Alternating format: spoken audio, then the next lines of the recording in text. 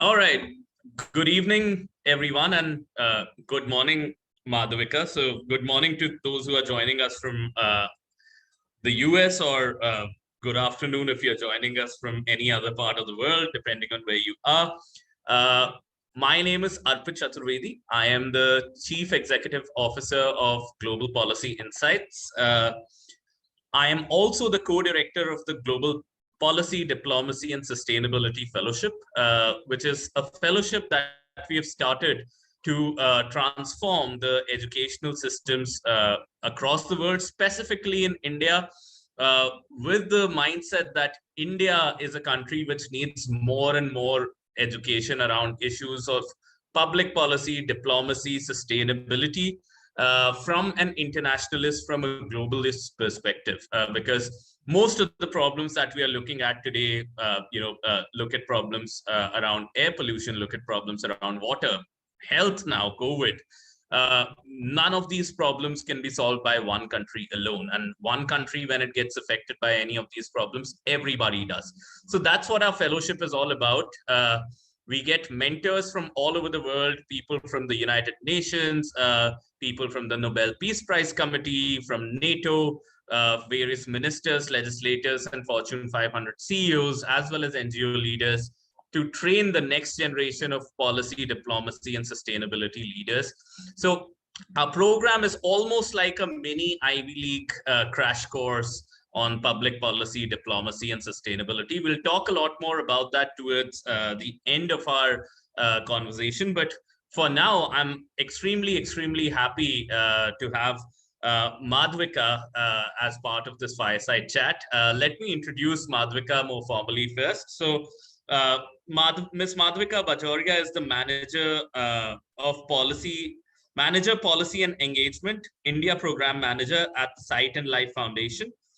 She holds a Master of Public Administration in Economic and Political Development, Advanced Policy and Economic Analysis from Columbia University School of International and Public Affairs. Along with Madhvika, today, I'm going to discuss what it takes when you want to take a decision that, okay, now I'm in a place I should go for an MPA or an MPP program. I'm sure a lot of us have questions around what should I go for, an MPP or an MPA or an MBA? So what's like the right degree for me? Is there a difference between an MPP program and an MPA program?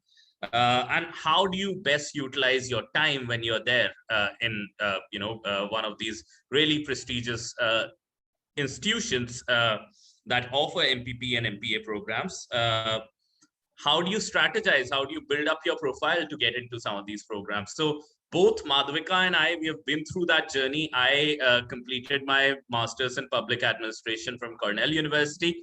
Madhvika did her master's in public administration from Columbia University. I think Madhvika graduated 1 year ahead of me. And then we met in Delhi, and we thought that, we get so many calls, so many questions on a daily basis on, hey, how do I structure my CV, SOP? What should I do to make my profile more competitive?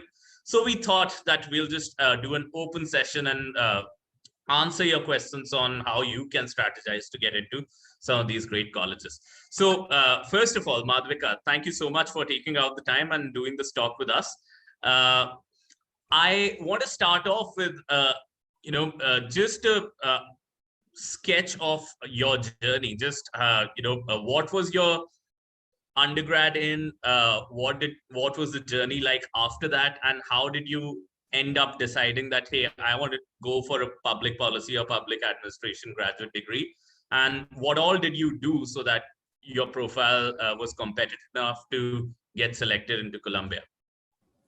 Right. Well, first of all, Arpit, thank you so much for inviting me to be a part of this, and a very good evening to everyone who's joining. I think I'm absolutely thrilled to see so many people taking time out on a Monday evening to listen in to a session on wanting to study public policy. And it's so exciting to me that there are so many young Indians who feel so passionate about wanting to make a positive change and wanting to spend their higher time in pursuing higher education degrees in a field that truly we can use to make our country and the larger world a better place. So really, thank you all for being here.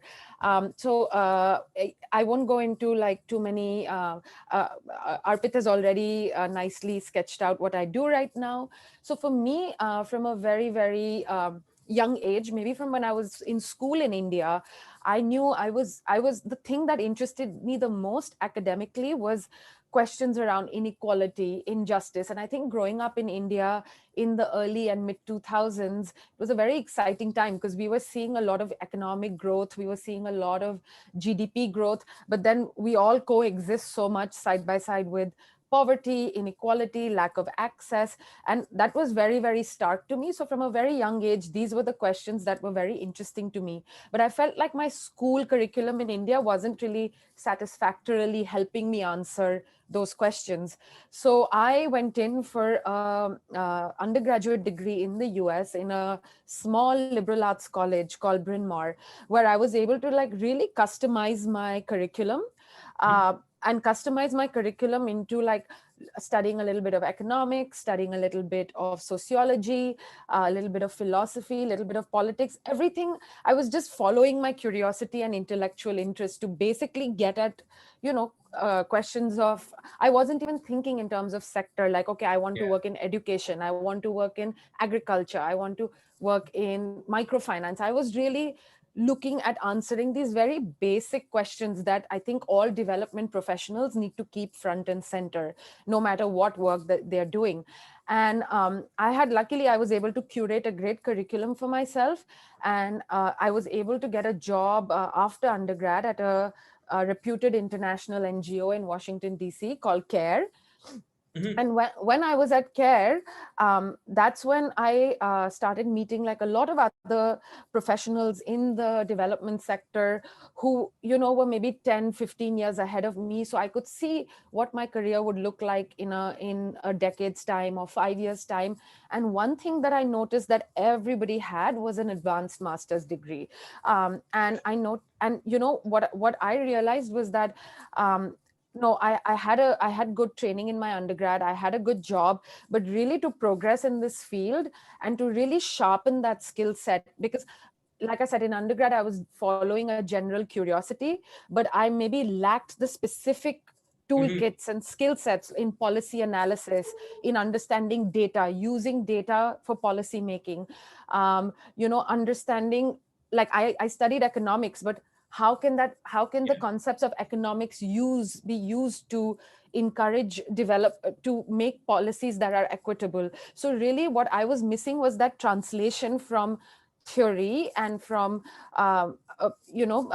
academic theory into actual practice. Yeah. And everyone I was meeting as a young professional straight out of college was really encouraging me to look at policy school. And so Mhm. that's how I started researching policy school and looking at how it could further add to the profile I had already built for myself. So that's just a little bit about my journey. And then of course I wanted to Columbia was my dream school because I wanted to be in a big city, because Right. I knew that like that would give me exposure. Like the whole UN system is in New York. Oh yeah. Lot of development organizations are in New York. So I knew that like in my quest to want to link the theory to practice, it would make sense for me to be in a place where I would have more direct exposure to people who were doing the kind of work I wanted to be doing. So that's sort of a little bit about my journey, but more than happy to answer more questions. No, thank you, Madhuvika. So I think if I do agree with you a lot on the fact that, in India, especially in our generation, there has been this sudden surge of people who are trying to work in the public policy development space, which was probably not the case earlier on. Like, even if we talk to, people who were 10 years ahead of us, the usual idea was that you go for an MBA and you work for the corporate sector. And I think the larger realization has been that the society's problems cannot all be solved by private corporate organizations. So you need the kind of training where you need people with a very different skill set. So if I look at my own journey, I don't think that I knew that there is a degree called a Masters of Public Administration or a Masters of Public Policy. Well, until the end of my undergrad, in fact, probably well until the end of my first master's degree, which was a Masters of Business Administration from Symbiosis in Pune. Now it was only after that that my idea was, my undergrad was in history and I really loved the subject, and at that point of time I was a bit confused on as to whether I should go for an MA in history. I had gone into JNU, or I should go ahead and do an MBA. And after talking to a number of people, what I eventually found out that most of the people who are going into JNU are either preparing for civil services for God knows how many years. That's how they like to spend their time, and otherwise they go in for a PhD. They start teaching after that. And I was like, maybe that's not what I really want to do, because I was always a little more action oriented, and I thought that I'd be able to transform the MSME sector in Firozabad. That's my hometown with a lot of glass industry, etc. So I thought, okay, my analysis was that what is one thing in India that other countries don't have? Our comparative advantage lies in our human resources. So I thought, okay, let me do an MBA in human resources. But when I got into it and I came out with a consulting job, I got absolutely bored of private sector consulting. It can be really grueling, as you know. So after that, I was lucky enough that at that point of time, I had almost decided that I'd set up an educational consulting firm, because I'd studied in all of these different types of schools. But at that point of time, my dad got a ticket to fight for an MP election from Firozabad. So that's when I worked the hardest in my life. I left everything, camped in Firozabad for a good 3 to 4 months, and I was probably sleeping for 3.5 hours every day, but feeling equally energetic. And I was like, yeah, this is what I want to do. This is something that I enjoy doing. So I started working for the National Commission for Scheduled Castes for a year, then worked for a member of parliament for a year. And during that time, I started researching on the colleges that I want to apply to, and eventually, got into Cornell. So that's my story, just so that the audience, can compare that there are different pathways of getting in. My question to you is that, okay, when you started working, I think my experience was also similar, that all of the top-notch people in the field had advanced graduate degrees. Uh, what prompted you to go for a graduate degree? Like, first is, how many years had you worked before you got in? And the second is that, were you always willing to go to the US for this graduate degree, or were you also considering Europe or any other country?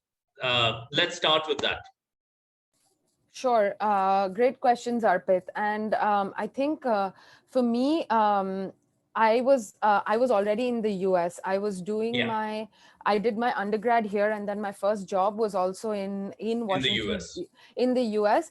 But that being said, I did look at, I also applied to the program at the London School of Economics, because I think the MPA, so there are a couple of premier MPA degrees in a number of different continents. So Europe has a few. There's LSE, then there is the Hertie School of Government in Berlin. In Germany. In Germany, which has a fantastic MPP. And then there's one at Sciences Po in Paris.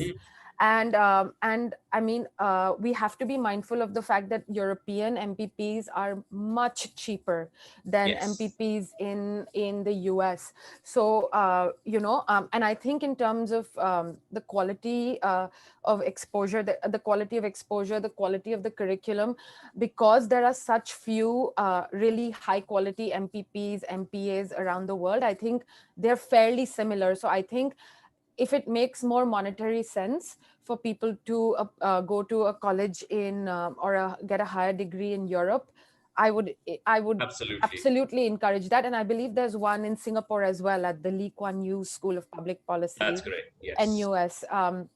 So yeah, I did apply to LSE and I applied to Columbia. So I only applied to two programs because again, I knew very clearly that I only wanted to be in a big city, because my undergraduate experience had been in a very small liberal Mhm. arts college in a suburban setting.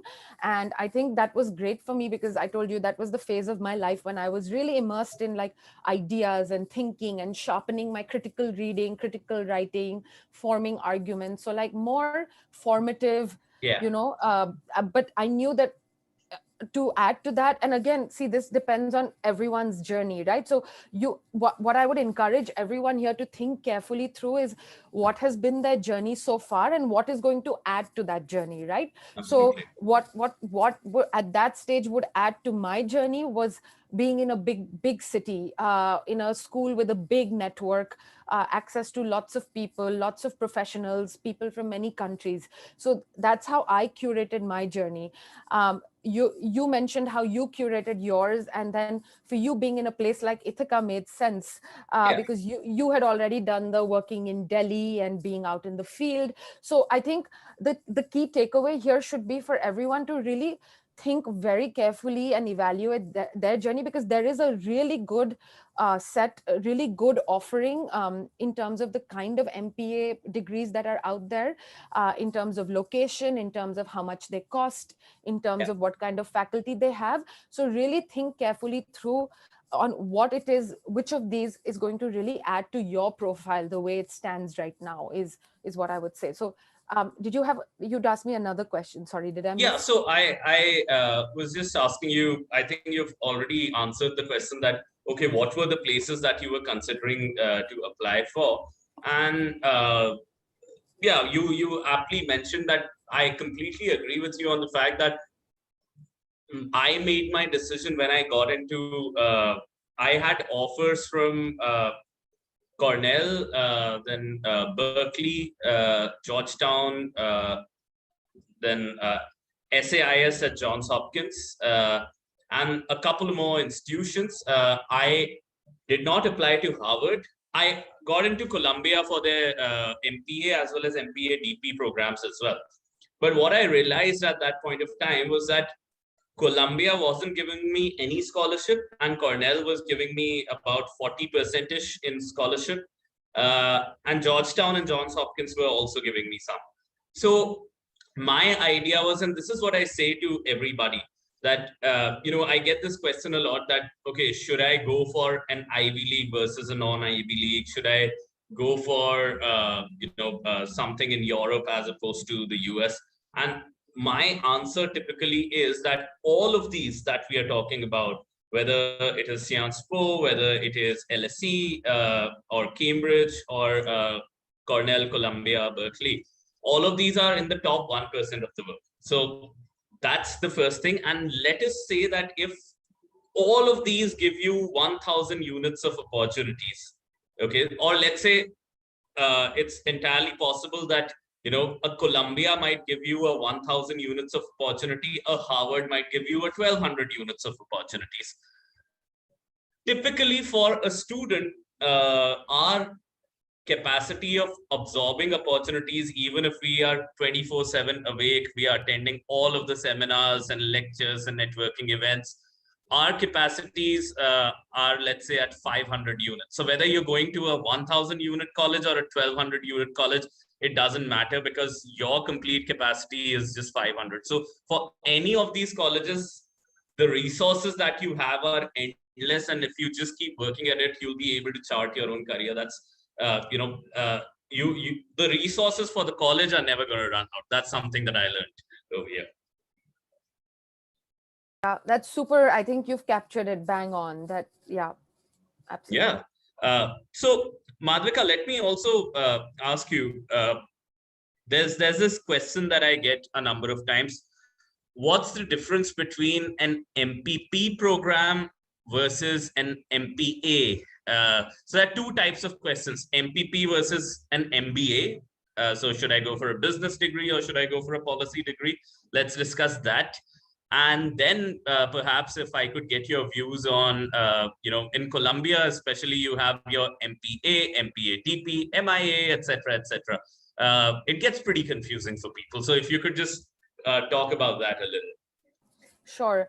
I'll answer your first question first, Sure. but I know that you'll be able to answer it best since you've lived both an MBA and an MPA, so Mm-hmm. you can give a first-hand experience. But Sure. I would like to reiterate that, as you said, this whole thing about this largely predominantly Indian mentality of MBA, we'll do an MBA and then Yeah. we'll figure it out because it's a good backup, and so let's just do the MBA and figure out uh, what to do after. This is a very old school way of thinking, and I would really encourage people here that if you know that you are passionate about wanting to work in development and wanting to work in policy, you have to recognize that the fundamental things that are motivating you in your life and in your career are very removed from Mm-hmm. what is motivating someone who's doing an MBA. So first, at a very existential level, you have to recognize that your Yeah. life motivations and career motivations are very removed from someone doing an MBA. And so we first start with that acknowledgement, but then, which is more existential, but then let's actually hone in on the professional hard skills Yeah. aspect of it. The hard skills, the professional network, the access, the kind of lifelong opportunity for learning and mentorship that you're going to get from an MPA, if that is your career interest, is vastly different from an MBA. And I do think that if we want the development sector and policy sector to become more professionalized, become more serious, be taken more seriously, offer higher salaries, then we need to get serious about getting investing in that MPA degree to really hone our skill sets, to really equip ourselves with the kind of thinking and with the kind of skills required to solve the problems in our sector, which, just to be completely black and white, an MBA is not equipping you with.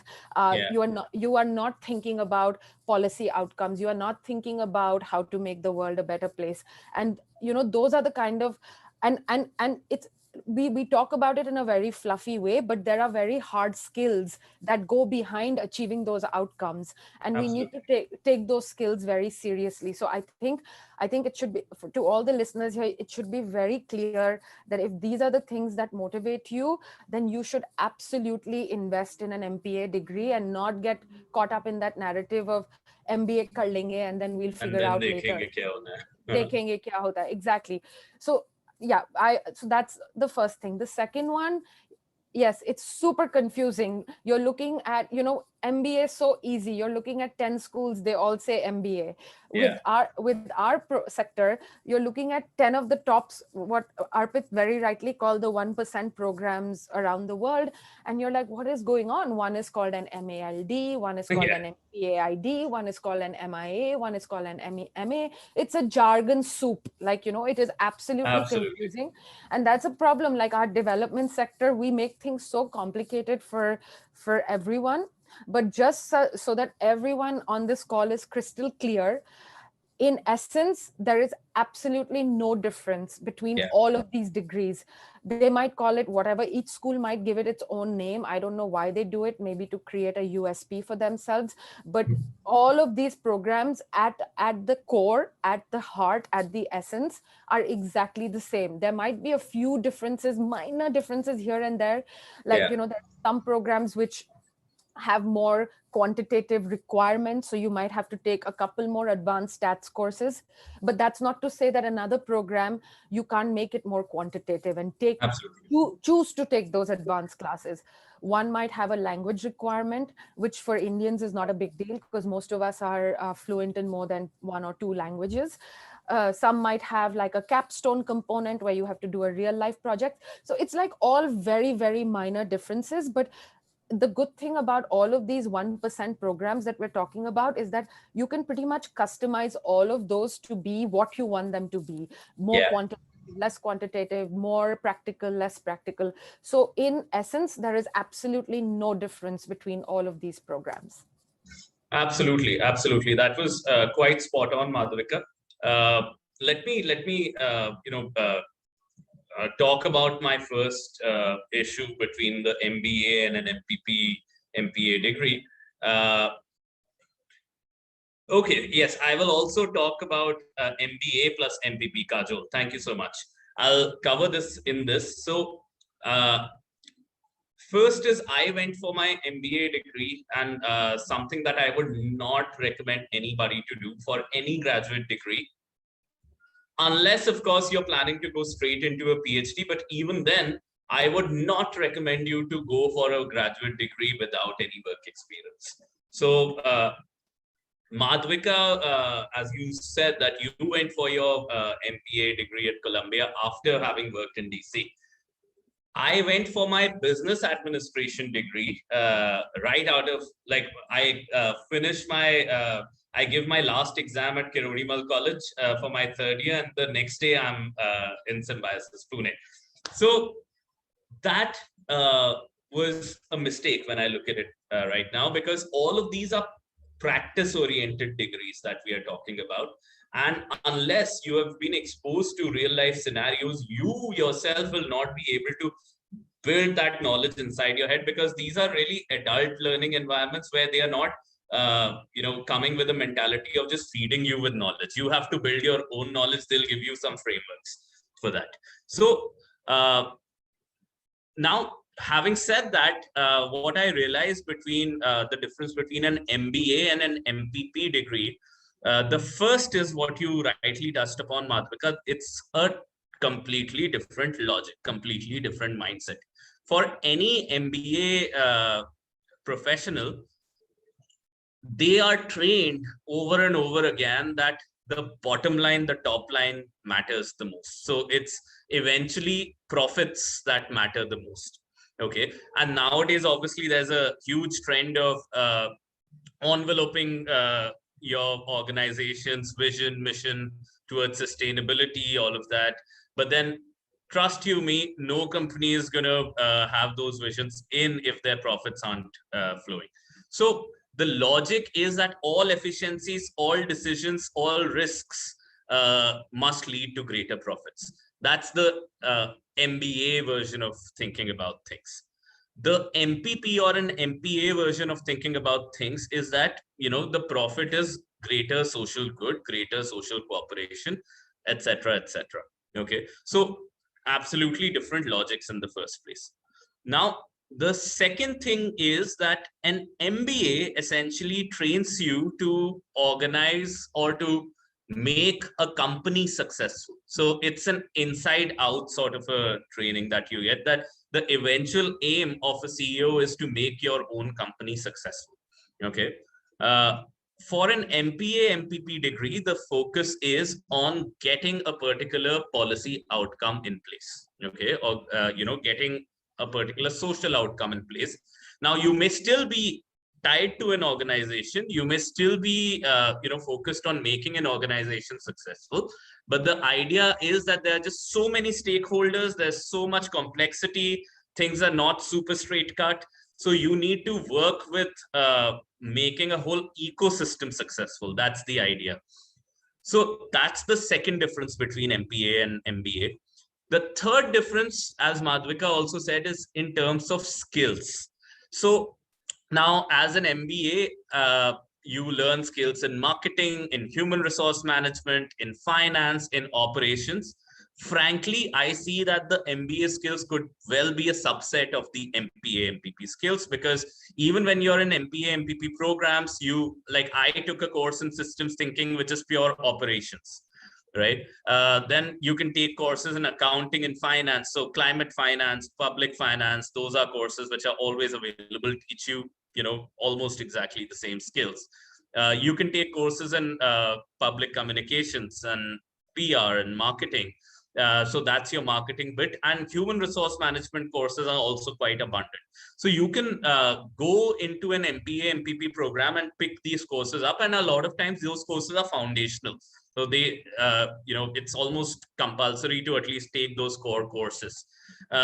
And then you can take other courses such as, how do you do your agriculture management, how do you do your behavioral economics, things like that. So I think that, in terms of just skills and courses, MBA could well be a subset of an MPA, and I'm sure some MBAs might challenge it. I'm more than happy to discuss. The second bit about MPP, MPA, etc., I absolutely agree with Madhuka. I think in an ideal world, if one were to make things easy for understanding, MPP would have been for good policy design, MPA would have been for good policy implementation and administration. But the fact is that none of these labels really matter. Even in colleges which offer MPA, MPP, MPA, DP courses, you'll find a huge number of courses which are common. So huge number of electives and core courses that you can take, which are common. And then there are minor differences, as Madhvika absolutely and rightly talked about. So, And to yeah. add to that, Arpit, I'll just, in terms of, most of our audience is looking to get into master's programs, but thinking about what these titles mean after you're done. Let me tell you, no, when you are submitting your resume or CV to a company post MPP, MPA for recruitment purposes, nobody is going to, Oh, no. all they'll know is that you have a professional MPA, MPP degree from a good university, and nobody is going to check whether it's an MPA, MPP. That has literally never come up in recruitment and hiring. So Absolutely. I can assure everyone here that post policy degree, nobody in the real world cares whether it's an MPA, MIA, MALD. So or even an MA in public policy or an MDev, it doesn't matter from recruitment purposes. It doesn't matter. Exactly. Yeah. So, I mean, just to answer Kajol's question on MPA plus MBA, you can go for both. And there are a lot of people who do that because they are still not sure whether to work in the public or the private sector. My recommendation would be stick with one. There are MBAs working in the development field. There are development sector graduates who are working in businesses. So, that you can certainly go for. Okay. Now, let's look at other questions which are there. So let me take this question over here from Thriti. So Thriti is asking, Madhvika, could you also talk about the impact of the, okay, you have answered this one already. Nimish, let's see. In a general sense, what is the type of profile required to get into an MPA program in terms of years of work X, type of sector, academics? So Madhvika, do you want to take that first? Yeah, I can start. So the good news for everyone here is that all of these, unlike what were the style of college admissions that we're used to in India, it's very different in the US, in Europe, and even in Singapore, because the good thing about especially the top colleges, the top 1%, 5%, 10%, is that they actually pride themselves on having a very diverse cohort. So they actually pride themselves on curating a class of people who are as different as possible, which means the good news with that is that there is no straw man profile that you can build of someone who is well suited for an MPA degree, because take Columbia for an example, as an example, which is the the CEPA MPA program is one of the largest cohorts of policy among the policy schools. It's one of the largest cohorts, and literally you find people like I would be a more traditional profile, right? Someone who kind of was building up to this anyway, has a undergraduate degree in the social sciences, worked in a large international NGO. All my internship experiences were in policy development sector. So I'm a very traditional MPA profile. So of course they want people like me with the more traditional profile, but then there were also people like Arpit who have done an MBA worked in finance, worked in management consulting. There are people who, we had a lot of engineers, people Oh who've yeah. gone to IIT, NIT, worked in, like, say hardcore corporate oil and gas, ITC, your Reliances, your TCSs, and then was switching to policy. You had journalists, you had people who were fresh out of college, very like completely outstanding students in college, had done Yes. a lot of extracurricular work in college. You had people who had worked for 15 years in say, there were some IAS officers who were taking a break to come back and do an advanced degree. So literally a huge diversity in terms Yeah. of experiences. What you need to keep in mind is it doesn't matter, what I mean, of course, everyone who's here on a Monday evening, I already know you're all driven people. What you need to do is, when you're applying, you need to curate your entire, think of your entire application as a very comprehensive, holistic package, not focus too much on grades, uh, GRE. Any one component is not as important as the whole comprehensive package. And you need to make sure that you are showing through your various experiences and your profile of why it is that you feel committed to working in this sector, how you're going to be a policy, how you think you want to be a policy leader Yeah. later, and what it is that you want to achieve, and how your experiences so far have fed into it. So you have to build a whole narrative about your profile, and you have to basically make a marketing pitch for why you Mhm. are a good fit. So that is entirely in your hands, because That you have story that you write in your SOP becomes ex- really important. exactly, and it has to be a story. It can't be a bunch of, I was a topper in college, and No, then I did. It can't be like a it can't be your collection. CV all over again. Yeah, it can't be a collection of your accolades. So it has to be a very strong story where everything you have done feeds into one narrative of what it is that you hope to achieve from your masters, and what it is that you want to do after. And that's all you need to focus on. And don't get too hung up on, oh, I've only done this internship, or I had 5 points less in my GRE, things like Yeah. that. Forget about that. Like, that does not matter. No, I absolutely agree, and that was probably as perfect an answer as can be. I'll just emphasize on a few points over here that a lot of people get hung up on grades. If anyone, see, I'm a history graduate, and during our times, 56% was the university topper in history. So obviously, I got a 53 something. Which, if somebody doesn't understand that context, would think that, okay, this is really low from an undergrad perspective. And my MBA, since this was one crazy MBA. If you look at my grades over there, I should not get admission into any colleges. I got into 7 or 8. So the ideas don't get too hung up on grades. Similarly, GRE. So thank you for highlighting that. And also, one example, I had people in my you know not not necessarily in my cohort, but then a class above me and a class below me. I had people who'd come out from English literature. They had been working on museums, and they want to work on art, culture, policy, and they got into the Cornell MPA program. Uh, it eventually, what they literally see in you is that if you have the passion, and if there's just this real insider trick on that uh, will you take that college's name forward? So will you look good on the institution? Will you add to the institution's reputation in the long run? Those are the typical kind of things that they're looking at. uh, okay, so I think yeah, we've answered this question. Let's look at Lavanya's question. Okay, Lavanya, how does one approach in deciding which degree is best suited for a public policy career?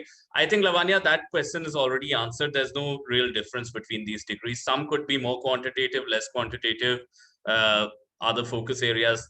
That's just a different story.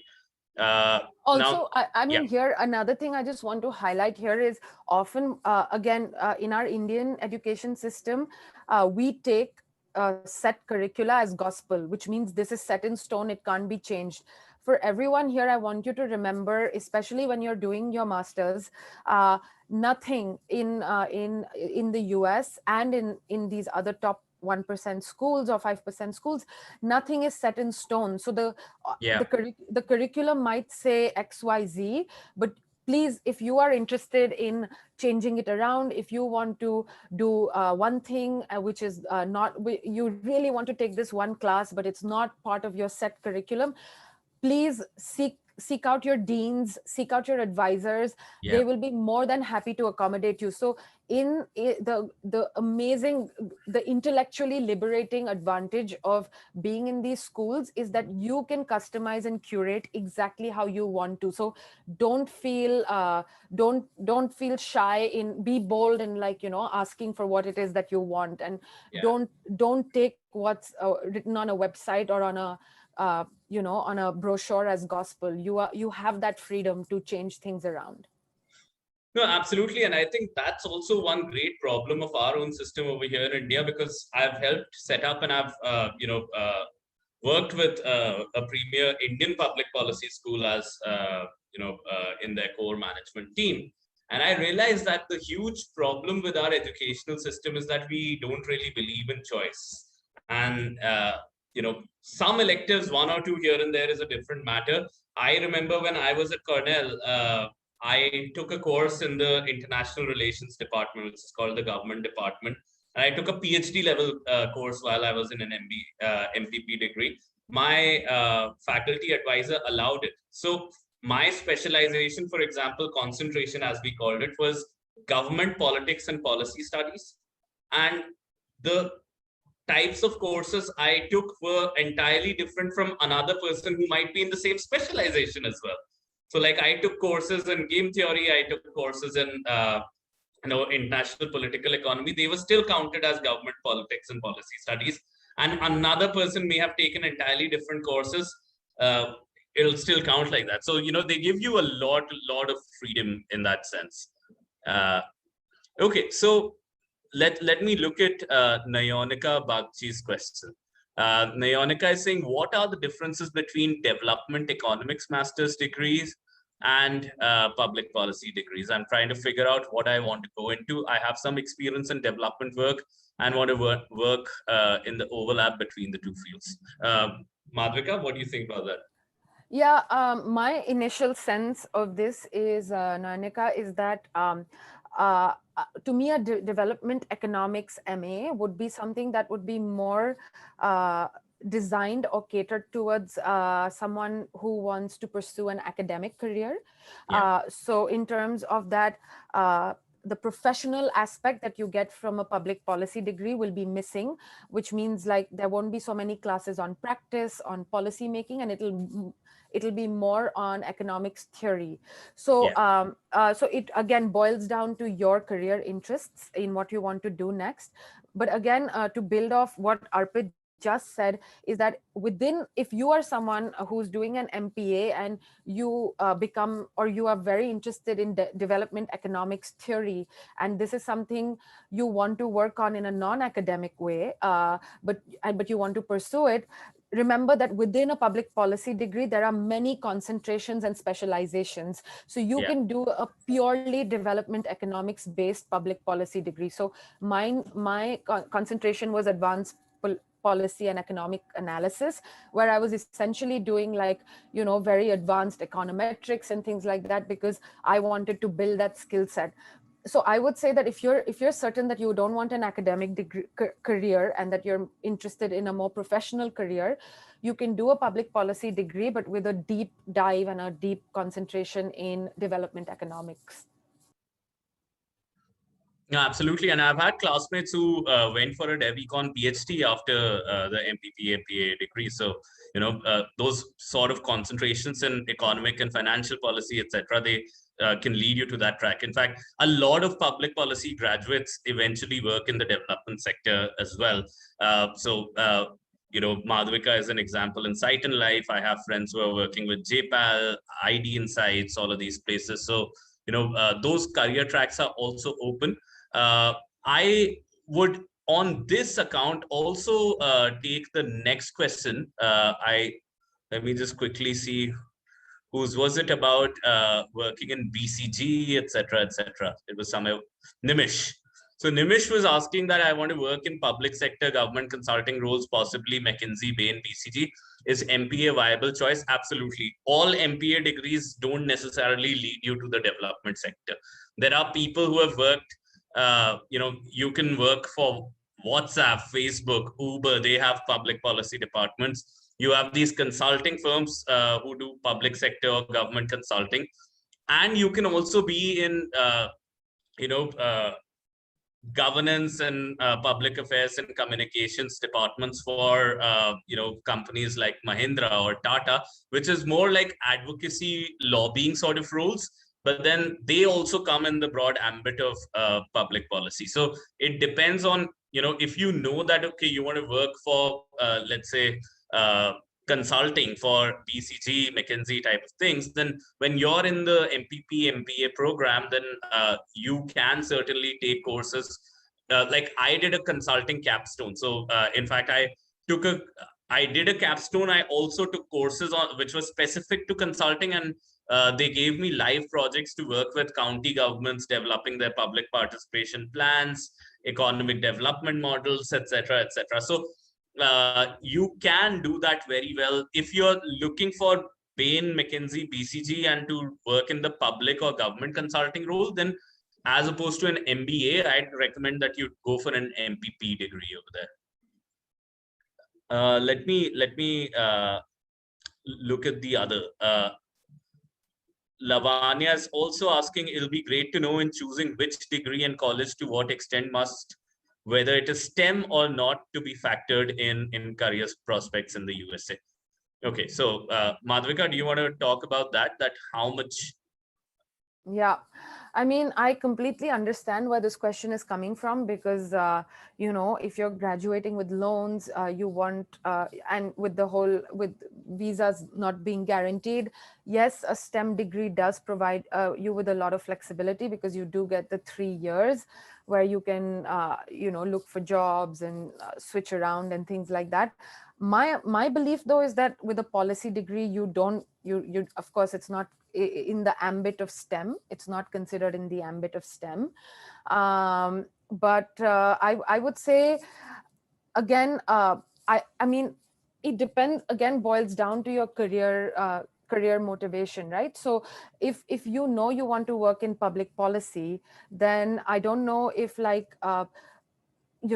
just pursuing a STEM degree because of a visa flexibility thing is going to necessarily be a good career choice in terms of what you're learning, the network you're building. Because you also, oh, did we lose Arpit?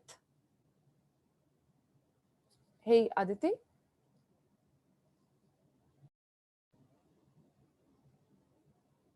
Am I the only one who doesn't see Arpit anymore? Arpit, hi. Hi, sorry, I have a bad internet over here and I got dropped.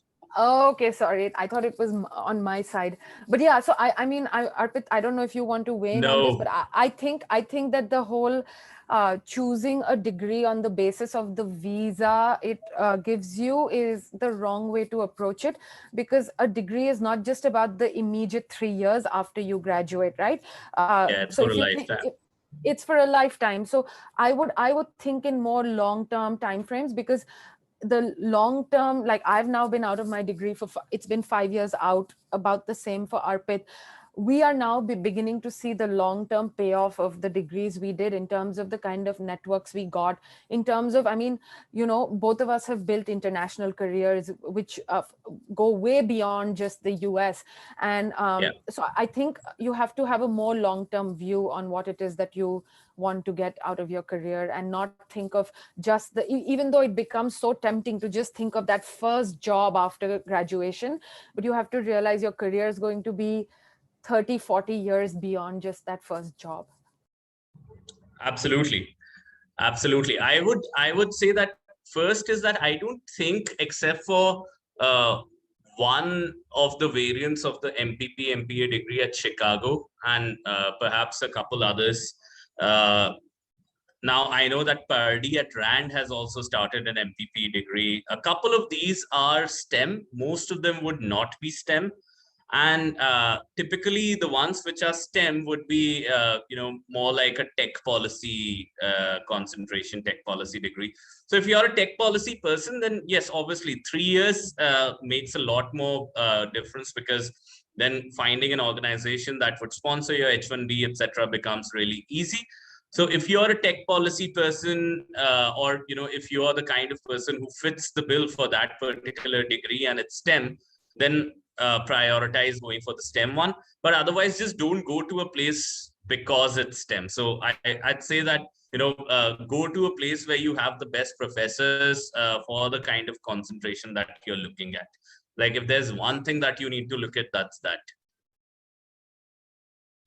Let me take the question from Mansi. I think it's do public policy and development communicate. And I think we've answered this one, that you can create your own development communication focus area once you're in one of these degrees. So it's almost similar to the questions that has been asked. Soumya is asking what sort of experience universities demand. Well, again, I think Madhurika has answered that there are these typical trajectories that you've been working in the developmental field, and then you get into public policy. But then there are different, I've had classmates, and I'm sure Madhurika has classmates who were pure, private sector business entrepreneurs. They got into public policy degree. There have been people who got in without any work experience. So, the more relevant the experience, the better. But then it's about, see, every experience can be tied to public policy. Anything that you're doing is touched by public policy. So you could, tailor it accordingly. So let me just go to the next question. Ahil is asking, Ahil is also from KMC. Hi, Ahil. Good to see another KMC over here. You wanted to apply for Sciences Po. You have internship experience. You don't have industry experience. Okay, so I think, Madhvika, it's important to discuss over here that a lot of people have this misconception that internship experience doesn't count. I think it does, but I want to hear your thoughts on that. 100%. I mean, don't. Again, this comes. I keep going back to some of our prevailing mentalities and realities in India, because again, we're all very familiar with it. But a lot of times, internships are not taken very seriously, but in India, because we see it just as a check in the box, or you just go sit somewhere for 6 weeks and get that letter or whatever. Please, nobody have this mentality. Internships are so crucial. For me, even though I was in the I always knew I wanted to be in this sector. It's a large sector, as Arpit was mentioning. And it was purely through internships that I was able to do a trial and error of what I want to do within the sector, because you can be lost in this sector. And please treat your internships as an opportunity for you to immerse yourself into an organization, into a field, and understand if that is that works for you, does not work for you. So from a professional growth point of view, internships are absolutely critical. And it's the one time when you can absolutely, you have that room to fail and to experiment. Which and you have to understand how important that is in your career, having that room to fail and experiment. So please take internships seriously, and not as just a check in the box, or just for that one letter of recommendation. And internships add tremendously to your CV. The richer you make your internship experience, the more you'll have to write about it in a policy school application, the more you'll be able to build that story. So for me, as Arpit mentioned, I did have work experience, but it wasn't a whole lot. I only worked for a year and a half. But because every summer, and every summer I did like a serious internship in college, and then I Yeah. even did things like on shorter breaks I would do things called externships, where it's Mhm. not even where you're just following like a professional and like, you know, shadowing them and trying to understand what they do. And I was able to really draw out from those experiences, not just for my own professional growth, but also in crafting that narrative that I applied when I was applying to policy school. So I think absolutely don't underestimate internships.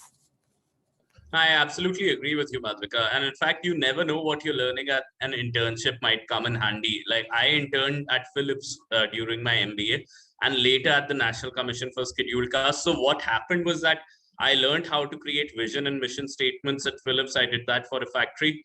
Then I created the vision and mission statement for the National Commission for Scheduled Castes. So applied one thing to another. And what I learned at the National Commission for Scheduled Caste helped me accessing data and writing a lot of articles on policies related to the Scheduled Caste Prevention of Atrocities Act and things like those. So I got my publications and as a result, and a lot of my SOP was also about my experience over there. So internships are absolutely they're not some sidey sort of a thing that you're doing. They're as important as your core job responsibilities. Okay. Mm, mm, mm. Now, one question from Shrish is that Shrish is an undergrad third year art student. How can Shrish get a solid work experience to get into an IR degree? Again, Shrish, same thing. Uh, apply as an intern to as many think tanks, as many other organizations, uh, publications which are working on IR related issues. You may not, become any richer by doing that, but then that's monetarily, financially, but in reality, it'll add greatly to your profile. Let's take Kajol's question over here.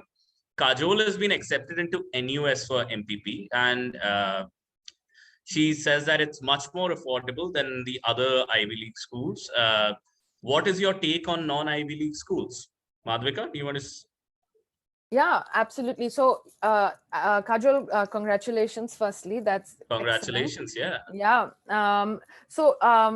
A graduate school degree in an MPA, MPP is a huge investment, and I completely understand that there are huge monetary often it's a burden associated with it. So. Which is, but also, so it's a fine balance of the monetary burden plus the payoff from having that degree. So I think what I would encourage everyone is to really consider the top the top level MPA MPP degrees, which are there, and there are a lot which fall into like that top 1%, 5%. It's not just, and it goes way beyond the Ivy League. So it's not And way just the beyond the US as well. way beyond the US, as we'd mentioned earlier. So please don't get, yes, branding is important because this is a graduate degree that you're spending a lot of money into. And this graduate degree, a better brand also brings with it a better network, which means Yeah. pay off for the rest of your life, professional life, in terms of the kind of network you have. So yes, I won't tell people here that do any MPA MPP degree that you get into. Absolutely not. I would encourage everyone to look at the top 5% of the programs. But let me tell you, NUS is very much in that top, I would say even the Certainly. top 1%. So think beyond. Maybe this whole like idea of Ivy Leagues is it's a little, I mean, I understand where it comes from, but we have to recognize that in the policy sector there is a lot more that beyond the Ivy Leagues. Like you have Yeah. in the US, you have your Georgetowns, you have your Johns Hopkins, you have your Tufts, you have Yeah. U Chicago, you have Berkeley, and then of course outside of the US, very much NUS, Sciences Po, Hertie, LSE, Cambridge, and now I would say there's even a couple in India, like at the IIM Bangalore, I believe. There's one in ISB in Mohali. So I would say that there are Yes. some really good emerging MPA MPP programs also in India. So absolutely, think of the top brand names, think of the top 5%, but think beyond Ivy League 100%. No, and I agree with Madhvika. And if you are one person who's there at a Princeton or a Harvard and doesn't, let's say, leverage into the resources, the alumni networks, doesn't build relations, versus you're another person who's probably in a much newer school, let's say even Hertie, which is fairly new. But then you're extremely plugged into your faculty's research activities, you're networking, you're attending the right events and talking to the right people.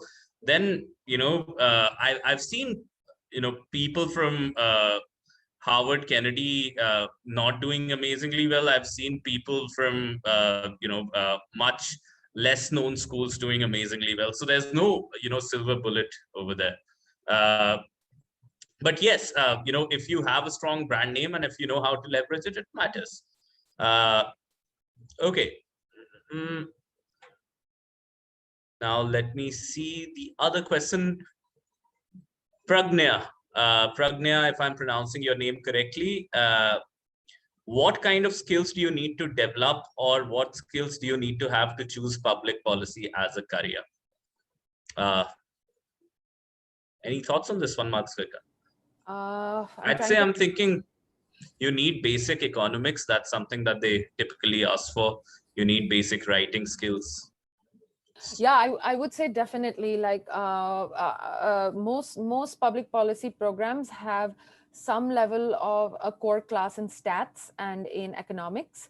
But that being said, this is not something you need to have done beforehand, because there are plenty of people incoming into public policy programs who have not ever done an economics class or a stats class, and most schools offer a math camp or an econ camp at the beginning of the program, so that by the time the program starts, everyone is at the same level.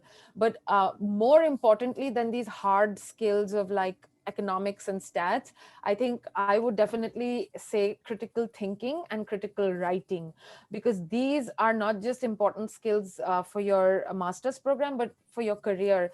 How you engage with information, how you synthesize it, how you present it. These are skills that unfortunately are not taught in Indian schools. They're not emphasized in undergrad. They're not emphasized when we are in school, and these are skills, but these are skills we can easily build up by how we consume information, how we present it, and being very critical and thoughtful about how we're engaging with information, because that, more than any hard skill that you will learn in grad school or go into grad school with, is going to serve you for the rest of your career. Because if you're an extremely smart person, but if you are not able to process and synthesize and present that information in a simple, actionable, clear, concise manner, then you're not going to get far in your career. So absolutely. Nothing to add there. Here is one really difficult question. I find these ones really difficult, and I'm gonna therefore put it in your court, Madhvika, to begin with. So Arushi has asked us that Arushi has a bachelor's and master's degree in economics, and she's been working in the public policy sector for over 2 years.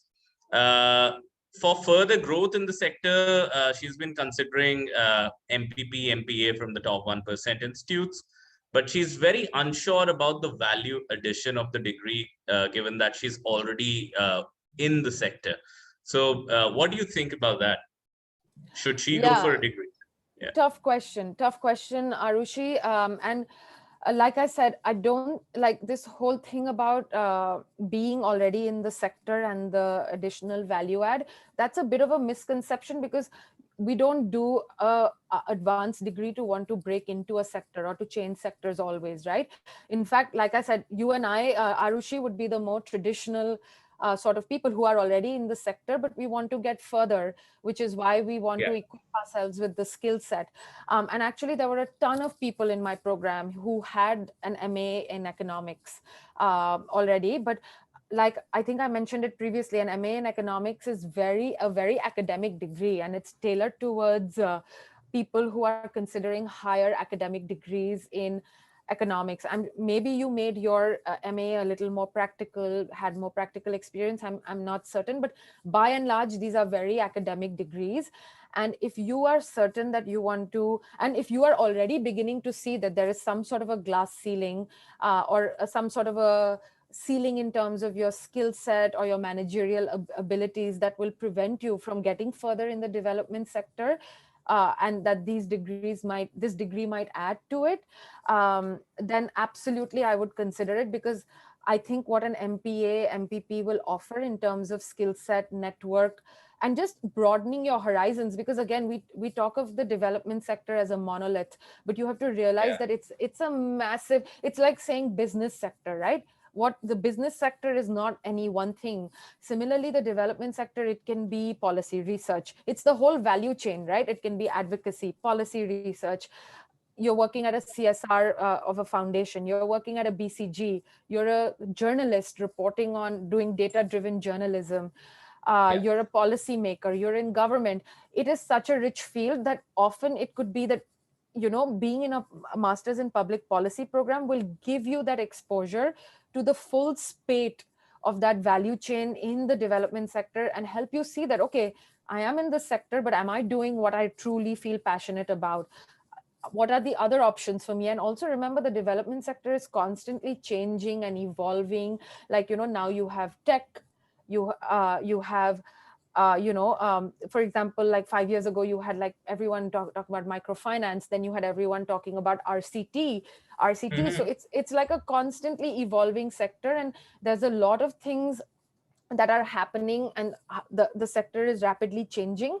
And being in a policy program, you're going to have a front seat to all of those changes. In fact, you might even be part of that change. So I think absolutely, if this is something you think is the right point in your career to want to go into it, I think the value addition in my mind is tremendous, because it's completely different in terms of not just the skill set and the academic offerings, but also in terms of like the kind of exposure to opportunities, to people, that you're going to get in a public policy degree. So that's my 2 cents. But yeah, I don't know what you think, Arpit.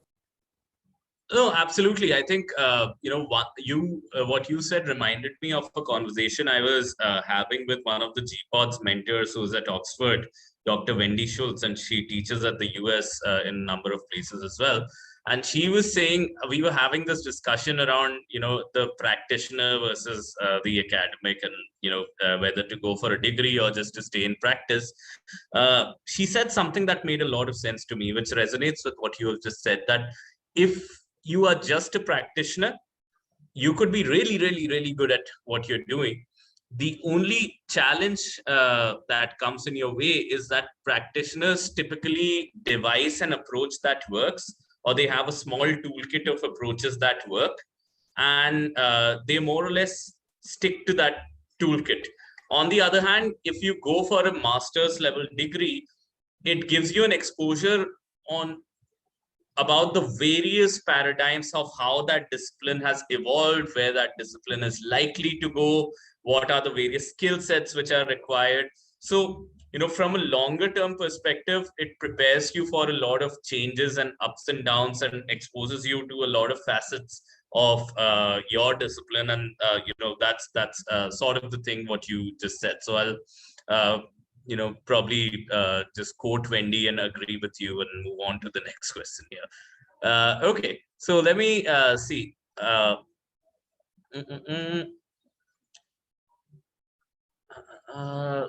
I'm skipping over a few so that we are not repeating the same thing over and over again. Aishwarya Banerjee. Okay. Aishwarya Banerjee is asking, how relevant are foreign degrees for people wanting to work in the Indian development sector? That's a good question. Yeah, I think my thoughts on that, Aishwarya, is that in an ideal world, it should not be the case where foreign degrees are just considered a lot better. I would say it's not about foreign degrees. It's mostly about, the colleges, the institutions that you're graduating from.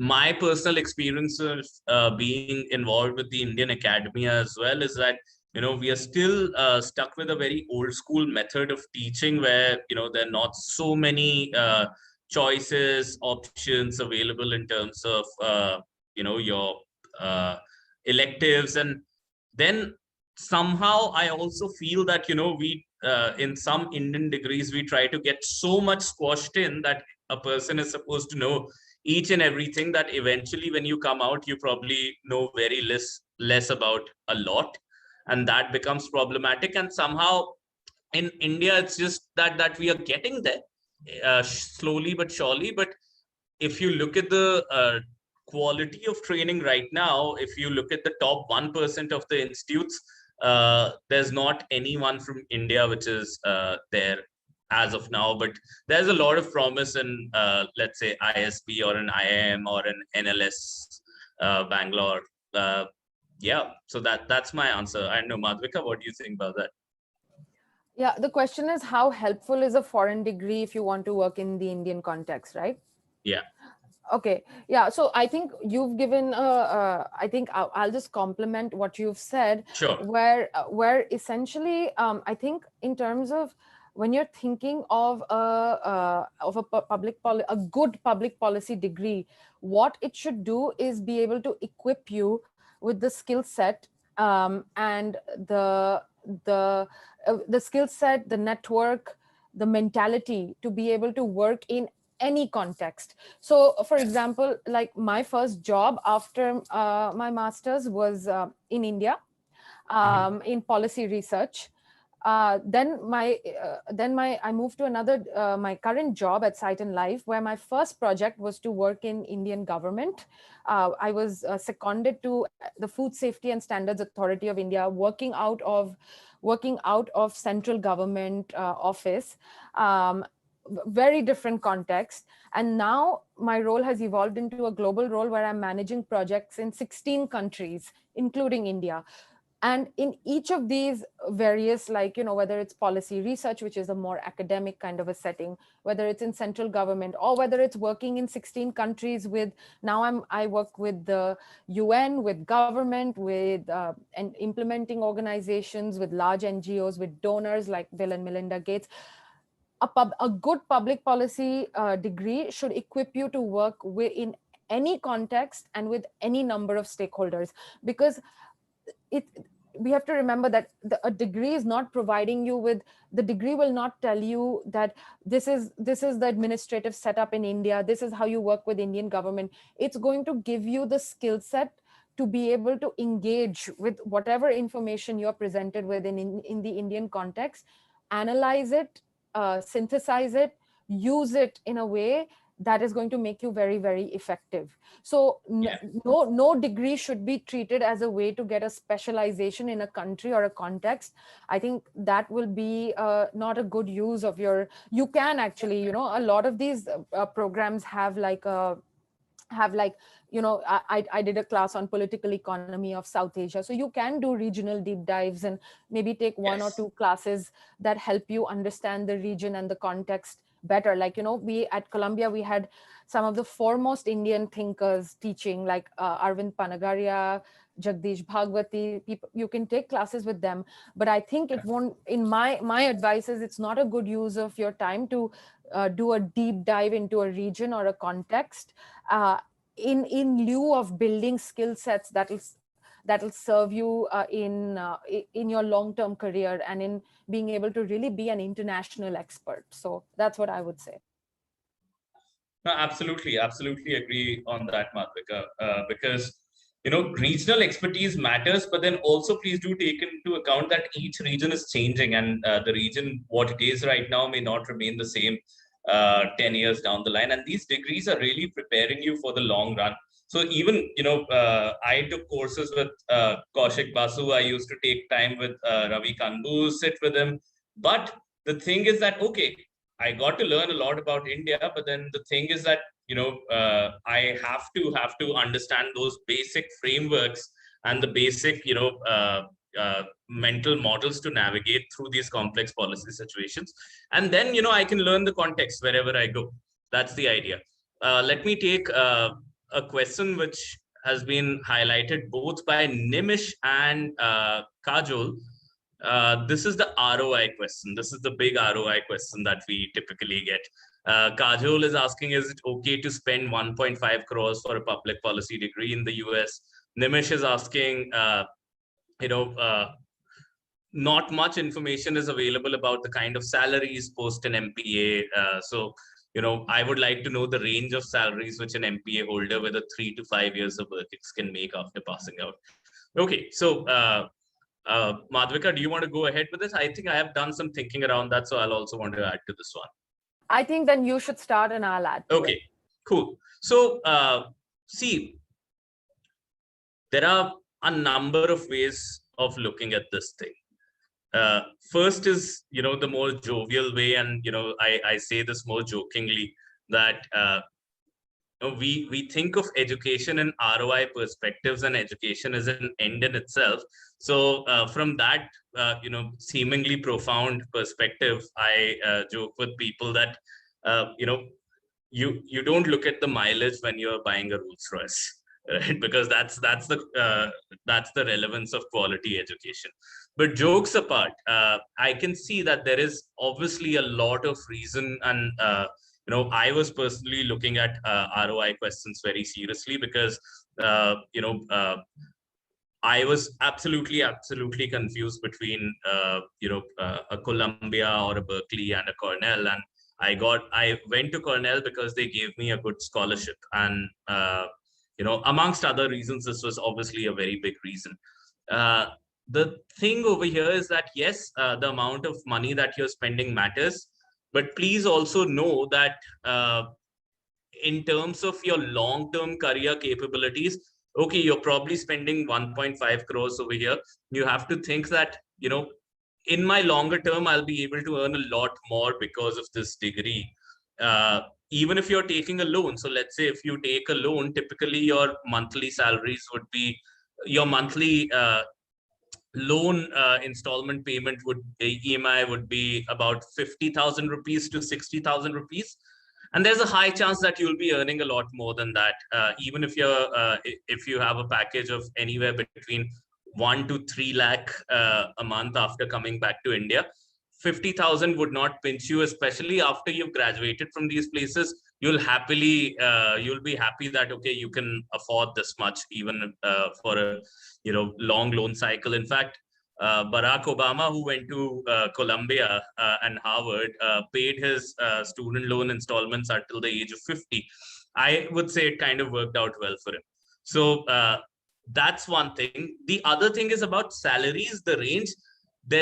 Nobody would give you the range because there is no definite range. Because if, I am coming from, let's say, an art history background who's worked in museums, and if I want to work in jobs which are going to be in art history and museums, that industry will have a very different, pay scale, as opposed to, let's say, I have been working in, corporate finance, and I'm doing a degree which prepares me for a public policy role related to how do I, ensure corporate governance or corporate financial responsibility on the Wall Street. So, both of these career trajectories would be absolutely different. And, these are different industries, these are different skills, and people are coming in with work experience that could range from 0 to, 10 to 15, just like in our fellowship. People ask that, okay, what amount of work experience do you typically have? And it's hard to answer that because, it's not a place where you're getting a cookie cutter sort of a profile. You want a diverse profile, which means that diversity of outcomes is also there. So that's my 2 cents on this. But what do you think, Madhvika? Yeah, Arpit, I couldn't agree with you more. I think, again, we need to think of long-term time frames. So now I've been out of grad school for 5 years. So now I can actually see how me and all my classmates are actually coming up towards the end of like the loan repayment, and how, how even, I mean, we were talking about Obama, who paid off his loans well into his 40s and 50s. But I'm already beginning to see my classmates pay off their loans within 5 years. And 5 to 6 years. Yeah. yeah. And also, yeah, like you said, you know, this sector, this development policy sector is not yet as professionalized as, say, the finance sector, right? Which has a Yeah. very specific hiring cycle. Everybody knows broadly what the salary ranges are. So if you want management consulting, it'll be so much. If you go into corporate, it'll be so much. But we don't have those same reference points, and I know that uncertainty can be very unsettling, especially if, as a young person who's going in with all of this debt, all of these loans. But again, what I can share now is, because we've been out for 5 years, and my program was a big program, so I have friends in a variety of different kind of jobs and Oh roles. yeah. Sure, I mean, maybe the first year or two, maybe it was difficult to find exactly the kind, because we don't have those same kind of hiring cycles. Maybe it was Yeah. hard to for them to find the right kind of job, maybe get the salary they want. But by and large, now that we are 5 years out, I honestly couldn't tell you a single friend who is not settled, in like well Yes. settled in terms of where they are at in their career, how much they're making. And most people have so again, I would encourage I know it's very hard, but I would encourage those slightly longer term time frames. And in the longer term, I can assure you that it is absolutely worth it. In fact, I would even go so far as to say that this is probably the most worthwhile investment you're going to make in your life, In in your terms of, life. Yes. yeah, in terms of the kind of payoff it's going to have for the rest of your life. And so that's one. And then secondly, I would also encourage people, the good thing about a lot of at least the US based MPA, MPP programs are that even if you might not get need based scholarships when you're entering, there is a lot of merit based scholarship that's available in your second year, or other, which are usually tied to like some kind of a job. Like maybe you have to teach, maybe you have to help grade papers of undergraduates, maybe you just have to sit at a reception somewhere and answer Yeah. phone calls. But there is, so please be, again, I think in a US setting, it all boils down to your proactivity, because the resources are there, the opportunities are there. It comes down to how committed and proactive you are to pursuing it. So I was able to get a merit based scholarship Mhm.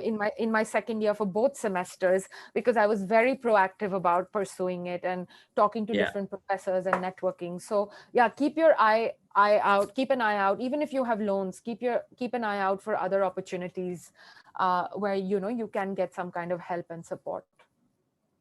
No, the TA ships and RA ships could be really useful, and certain TA ships, RA ships come with a complete tuition waiver for that particular semester as well. So it's important to keep an eye out on that. But then you need to be a very aware sort of person. Just keep your ears to the ground if you want to come across those. It's not as if somebody's going to post it on notice board and ask you to apply for it. Okay, let me just quickly, we are in our last 7 minutes. So let me quickly scroll down some questions. So difference between an IR degree and MPA degree, I think my quick 2 cents would be IR is a pol science degree, but then MPP, MPA can also, you can build your own focus area into IR related stuff. And nowadays, especially things like political risk management or, just international corporate affairs, those sort of things have a lot of jobs wherein you can have a focus within an MPP degree to a more internationalist sort of a profile and work in those jobs. So that's that. Uh, Lavanya is asking, having had experience as a corporate finance lawyer to foray into public finance, any insights on which of the top 1% colleges and the type of degree would this be best suited for? Okay. Uh, Sorry, it's corporate finance too. It's a lawyer. she's a corporate finance lawyer and she wants to get into MPP, and she's asking which of the top 1% of the colleges would be a good one. What I can show you very quickly, and I had pulled this out. I can probably share my screen really quickly. Was how I decided on, which colleges that I want to apply for. So if you are able to look at my screen over here, you'll see that, I was looking at a number of things in each of these, that, okay, this is the college, this is the course, this is the deadline, this is the job experience that they need, what is the students per class, what are some other remarks, like there's this MALD in Tufts and Master of International Business at Tufts, they need some international experience, etc., etc. So I was writing all of these things down, and then, just create an Excel sheet where okay, this is the average cost. I don't know what crazy calculations I was doing over there. I don't decipher this, but then you can easily figure out when you look at the professors in a particular college and look at their publications. So a Georgetown, for example, could be a great place for an international affairs sort of a degree, because they have a lot of professors who are focused on that. Cornell is really, really good for their agriculture policy, for uh, uh, environmental policy, things like that. Columbia is really known for its international development sector, professors and things like that. Now, all of these would have stalwarts, but some would have more stalwarts than the other in a particular field. So you'll have to check exactly, the faculty profile that there is. Okay, so Madhvika, we also have a question related to SOP. So I'm just going to read this out, and here it'll be nice to hear from you, which is Ahil Sheikh is asking, is there any way we can get an example for a great SOP? Very informative answers about how our SOP needs to be. But it'll be amazing to catch a glimpse. So I don't think I have my SOP ready over here, but probably Madhvika and I can talk about, how we structured our SOP, if that works for you, Madhvika. Yeah, no, that's perfect. And actually, when people ask me this question about sharing examples and sharing my SOP specifically, I actually always encourage people to do their own first cut without looking at anyone else's, because all these schools, especially the top 1%, 5% schools, they look for authenticity, because you have to understand everyone who applies to these schools, it's already a self-selected pool of very smart and very driven people. So the difference between who they're accepting is so marginal that authenticity really wins out. Because if you're going to do a very contrived or a very if you're going to do a type of story that they've seen from 5 other Indians already, that's not going to. That's why I typically don't go for consultants. Exactly. Do not work with consultants. I don't want to call it a scam, but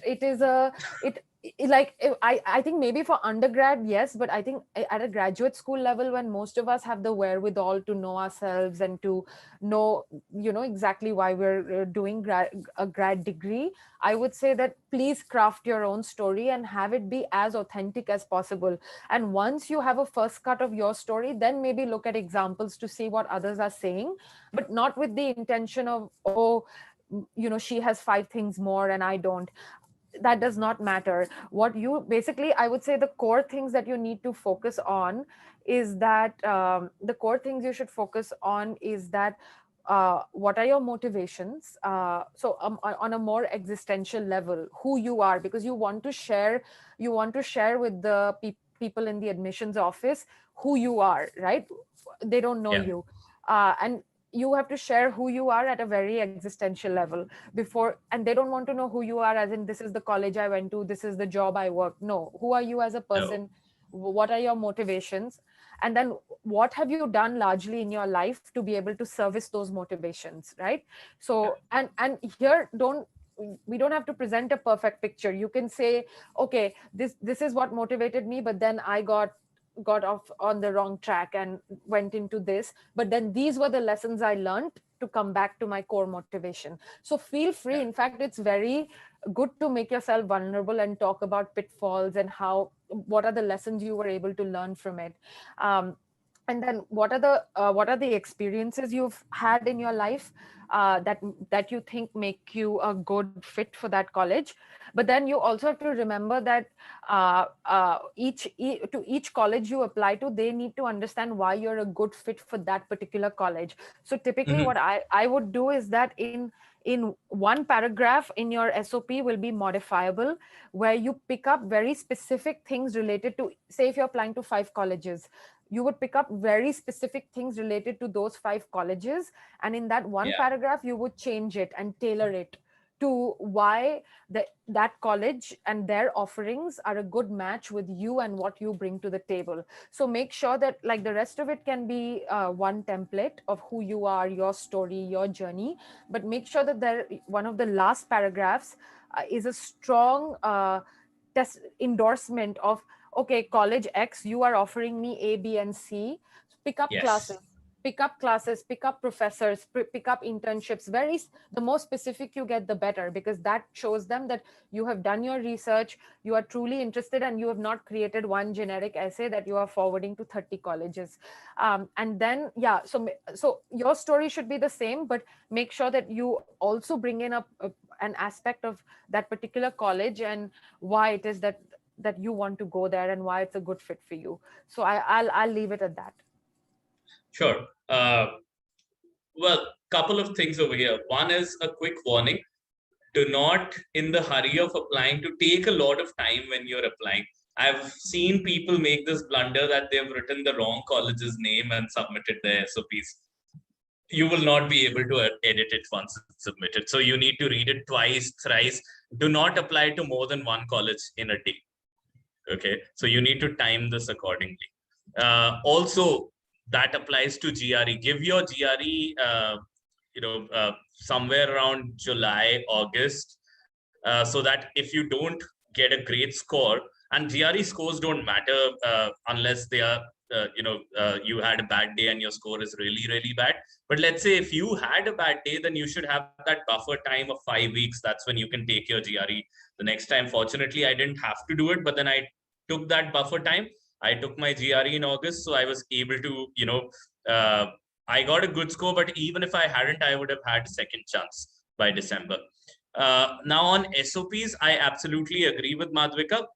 Uh, I think my last paragraph was that editable paragraph all the time, that, okay, this is the professor, these are the courses, these are the publications that I've read, etc., etc. Okay, so that's really important that you do that. The other thing is that in your SOP, you should start, and, a lot of times it also becomes like, generating a story which may not be as uniform in reality as it might look on the SOP, but then talk about your motivations on why you, or how you uh, came to came where you are, and, why you came to the conclusion that, you want to uh, study public policy at the graduate level. So, all of the things that you've done should eventually, tie into that story. And you don't have to talk about each and every internship you've done. You don't have to talk about each and every achievements that you've had. Just focus on the relevant ones, which create a, good hook to your story. That's really, really important over here. Uh, Yeah, I agree. And even if, say, for example, you have a 2-month internship experience and you have a 2-year job experience, but there's something in that internship experience yes. that was so landmark or so life altering, um, feel free to like add that into your story, because they will also separately get your resume and CV. So they will know what are the things you've done. Yeah. In your SOP, your focus should not be on marketing yourself in terms of presenting everything, but in terms of being able to highlight like really key things, landmark things in your life, and build on that narrative of your life. So yeah, I'll leave it at that. Absolutely. I think we are coming to a close for this, but then let us close it, Madhvika, with, one aspect or one advice that has not been covered until now, or something that people haven't asked until now. For me, that would be, things related to, how do you, like, I see a lot of people struggling with recommendations. Like, I've seen people where, they have reached out to a potential professor or somebody who is supposed to write a recommendation letter for them, but then at the last moment the professor forgot or something like that. So make sure, first of all, is that you're giving enough heads up, enough time to people who are supposed to write your recommendation letters. If you're applying to 7, 8, 9 colleges, typically that's how you do. Some are aspirational, some are within reach, some are safety. So once you apply like that, then you would eventually have 8 to 9 colleges that you're applying to in most cases, and that is a lot of burden on a recommender, and you have 3 recommenders typically to deal with. So if you're submitting 27 recommendation letters in total, then you need a lot of coordination with the recommenders. You need a lot of leeway with the lead time with the recommenders. So A is that your recommenders should be people who you have a close enough relationship with that you can literally just follow up with them and get them to submit it. B, uh, it doesn't matter that a person does not have to be super famous, although if they are accomplished, then it helps. But then you need somebody who can really write an insightful recommendation about you, not just a run of the mill recommendation that this person was good, the behavior was good, and he was professional, she was professional. You don't need that. You need the recommender to give specific instances where you contributed or where they were impressed by you. So you need people who can give specific comments, and that's probably the most important thing that they're looking at. Yeah, so I think my advice is in terms of recommendation, academic recommendation. At least one will need to be academic. It depends from school to school. Like LSE demands that both the recommendations should be academic. Most of the US schools would say 3 recommendations.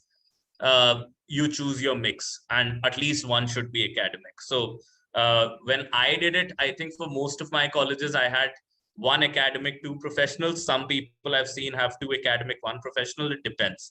But you need people who can, write a thorough recommendation letter for you.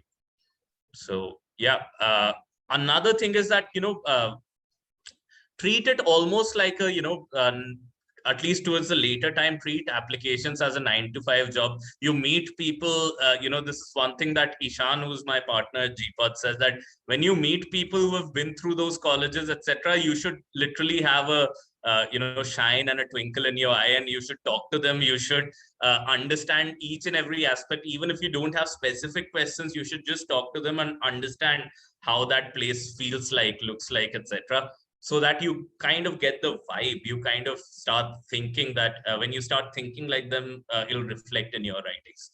So that's important. Yeah, and over to Madhvika. Anything you think we may have not covered but could be good advice? I think we've covered a lot of ground. I think I'll just reiterate one of the common themes that we've heard throughout this conversation today. And I think it's important to reiterate because I think for everyone who's here right now, I think the next few years, when you're applying, when you're in grad school, right after grad school, you'll be making a lot of decisions. And again, and this is something I've learned from myself and my friends, that we tend to think in very short-term timeframes when making important decisions. So whether that's before, whether that's during, whether that's after, and especially when you're a young person, you think in very, very short, urgent timeframes. But please, I want all of you to remember that any decisions you make, whether it's about where you end up going, about what classes you're choosing while you're there, what internships you're choosing while you're there, what kind of a job you choose right out of college. Think of everything in a more long-term time period. Think of your career, the next 30, 40 years of your life as your career. And everything you do, try to be mindful of how it's going to add, not to the next 3 years, not to the next 5 years, but also to a much longer term. And I think Absolutely. that usually helps us overcome a lot of like this urgent distress that we feel about like a lot of different things. So yeah, I would just like to reiterate that point. No, and to build on that, think of it in longer terms, which also means that when you're there, then think of the networks that you're building as people whom you'll be leaning on for the rest of your life. Think of the professors you're interacting with as people who'll open newer opportunities for you for the rest of your life. So think of everything that you're doing. Those 2 years or that 1 year that you're there for is probably the one thing that you'll be known for many years in the future. So uh, you know hopefully you'll be known for many more bigger things as well than your graduate degree. But then the fact of life is that you will be known for the graduate degree for many years in your life. Okay. Two more things over here is that on the 10th, we'll be holding a similar but separate session for LLM candidates, LLM applicants. There'll be a different set of speakers. Uh, and, who folks who are preparing for LLM degrees, who are lawyers and who want to go outside, that session is for them. And you'll receive updates about that if you subscribe to our website, www.gpods.org. And we also want to take this opportunity to just showcase what we are doing with the GPOTS Fellowship. What I said is almost like a mini MPP IR sort of a bridge program that we have. Also great for mid-career professionals who want to transition into this field and understand, what this is all about. So, that's the kind of experience which is more global, which is more, at par with the top 1% sort of schools that we've built over here. So, and Madhvika, I have been talking to you about the fellowship, and I thought that this will also be a good opportunity for you to, take a look at what our fellowship is all about. So, if I may request Aditi to share the screen and just show us a short video on what the GPOTS Fellowship is all about.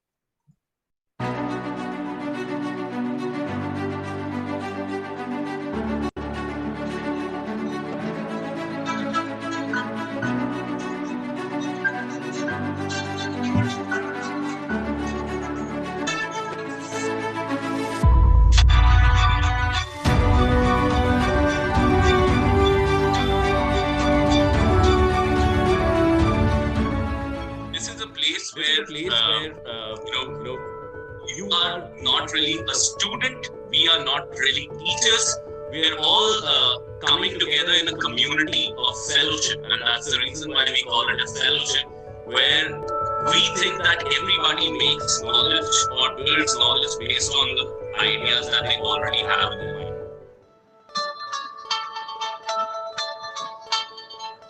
Problem is greenhouse gas emissions that affect the temperature of the climate. You have to go back to the basics each time you feel you run into an ambiguous situation. And that's where things like critical thinking and problem solving and root cause problem solving comes in. For example, it starts with defining first what the problem is rather than getting into solving the problem. We're seeing the limits of the multilateral system as it was conceived 75 years ago being reached. And you see a big fight going on many levels, including these disarmament affairs. On, let's say, I would say especially 3 levels.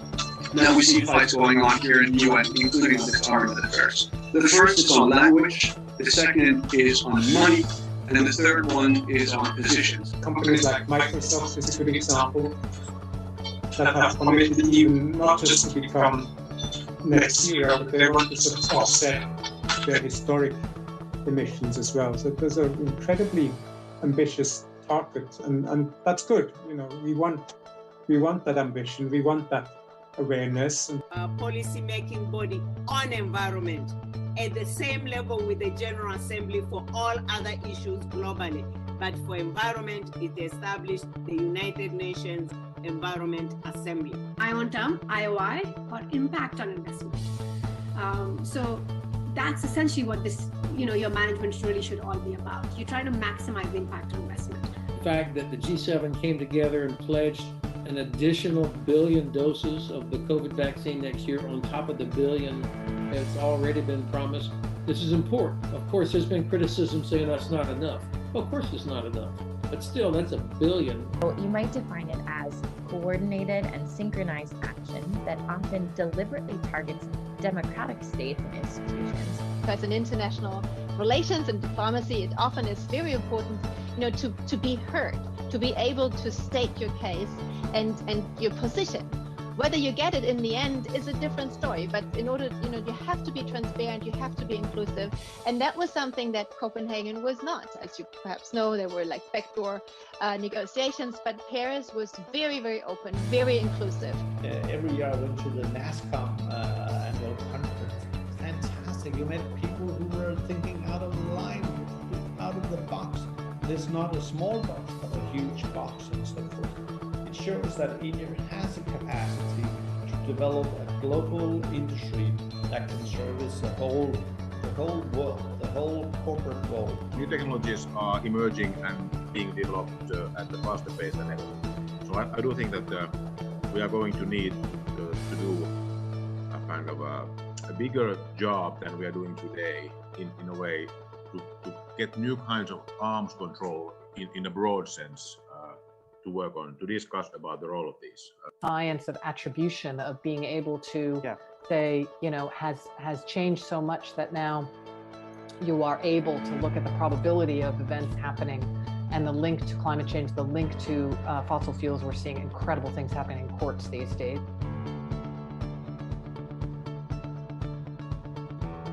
GPODS has helped us build such a rich network of professionals who are truly global and, are actually working at the cutting edge of solving some real policy problems. The ability of GPODS to actually stimulate us intellectually is what best qualifies and characterizes it. And I feel personally, for me, it has really broadened my horizons. So grateful to have had this opportunity over the last 3 months to get to know you all, and also just have such incredible mentorship and intellectual stimulation.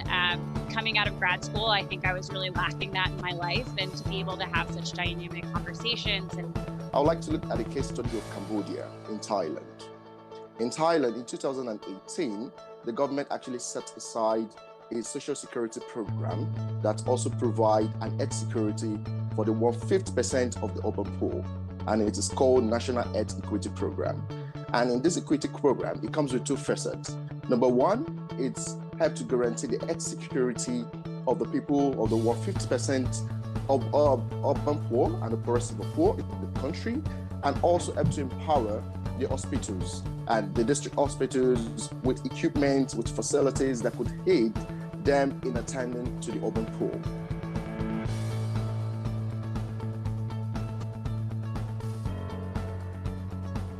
As I said, Venezuelan migrant women, and they are caught in between a situation where their original healthcare system of their home country is not adequate to meet the needs and expectations of COVID-19. So they historically have been migrants to neighboring countries such as Colombia, but because of the restrictions on equal access to healthcare as well as other universal human rights in Colombia, it becomes a precarious situation for these migrant women who are looking for safe jobs, who are trying to avoid gender-based violence, which unfortunately is very frequently occurring over there, on top of not having that healthcare access, and are actually in most cases forced to return home to Venezuela. And during this pandemic, it's not good. And generally, it was an amazing experience, because I would say I've come from a totally quantitative background, and this program has given my mind some great wings,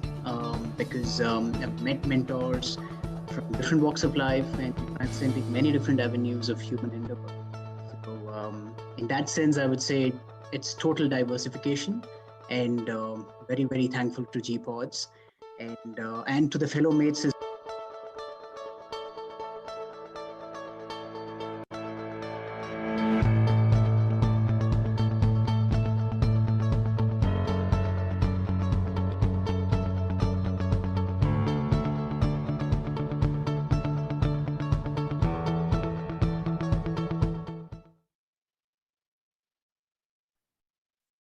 All right, thank you, Aditi. And with this, we come to an end of our interaction today. I'd like to give a big thank you to Madhvika from GPODs, GPI, and our larger community. Thank you so much, everybody, for coming in and getting your questions with us. And I'm more than happy to be in touch. I've posted my email address over here in the chat box. You can also add me up on LinkedIn. Again, thanks, Madhvika. I know you're traveling right now, but then between your travels, you were able to take time for this. So I really, really appreciate it. And always such a pleasure just interacting with you. Likewise, Arpit, thank you so much for having me on. And I absolutely love meeting this very, very lively group of people here. So thanks. And I'm also happy to connect on LinkedIn with everyone. Thank you. Thanks, Madhvika. You have a nice day. Thank you, everybody. Goodbye.